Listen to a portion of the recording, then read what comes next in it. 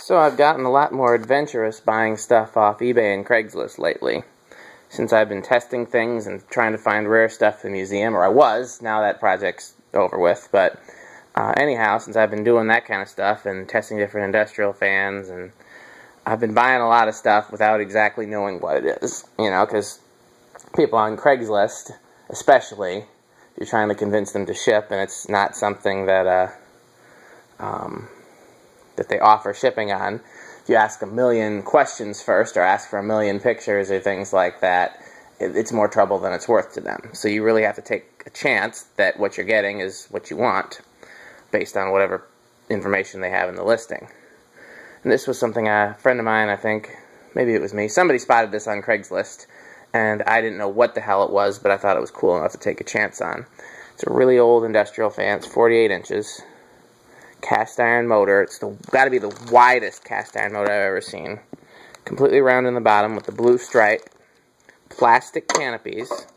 This canopy has the only writing on the entire fan. Venton Manufacturing Company Limited. 110, 120, 50, 60.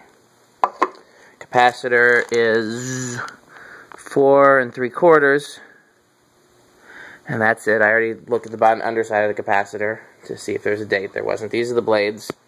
This blade shape looks familiar to me. It looks kind of like a golden fan or a new fan blade shape. I can't remember which one. Maybe both. They're pretty similar. As you can see, the blades are still wrapped in cardboard. Down rod didn't come with it.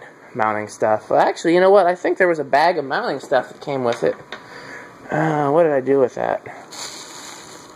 Might still be in my car. There's a little bag of screws and things that came with it, but not a down rod, and you'll notice there's no lead wires attached to it either. Maybe they just expected that you would attach your own length down rod to it. Anyhow, the thing is weird as shit, and I'm trying to remember where I've seen it before, because I know I've seen something like that with the blue stripe before. The blue stripe is the most distinctive thing. I know I've seen it, I just can't place it.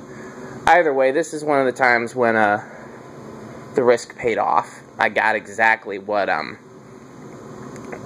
thought I was getting, which I still don't know what it is, but, you know, worst case scenario, I thought maybe it was a brown Contec, which are, you know, more common, but even in finding a cast one of those with curved blades would have been pretty cool. But this turned out to be something cool and weird and unknown, which is what I was hoping for.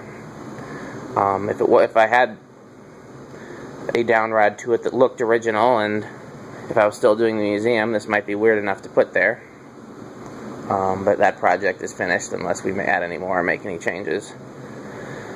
So, yeah, I'm going to hang it up and put it together and do an industrial test on it with the amp meter and the different controls, and we'll see how she goes. I'm going to look in my car for the bag of hardware, because apparently that did not make it inside here. Got the TAT that I just videoed from the same person. They told me both were 48-inch metal-bladed fans, and the other one, the TAT, turned out to be 36-inch wood-bladed. So like I said, you just never know what you're going to get when you're taking chances on stuff. What other chances have I taken? I bought that 3-speed Dayton 48-inch based on the box, which was the box to a 56-inch ring fan. What else have I done recently? Man, there've been plenty of other ones where I got it and I was like, oh. I'm trying to think of what else I've gotten recently. I have to go back and look at my videos and see, but there have been plenty of cases like that.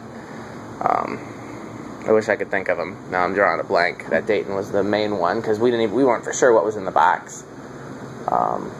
Something else I got recently that was new in box, the fan in the box was not what the box was. And then a friend of mine did the same thing with a Dayton 3-speed that was supposed to be the older version. It was the new version in the older box. But there was something else. I don't know. I'll go back and if I can find it and put it in my videos and add it in the comments.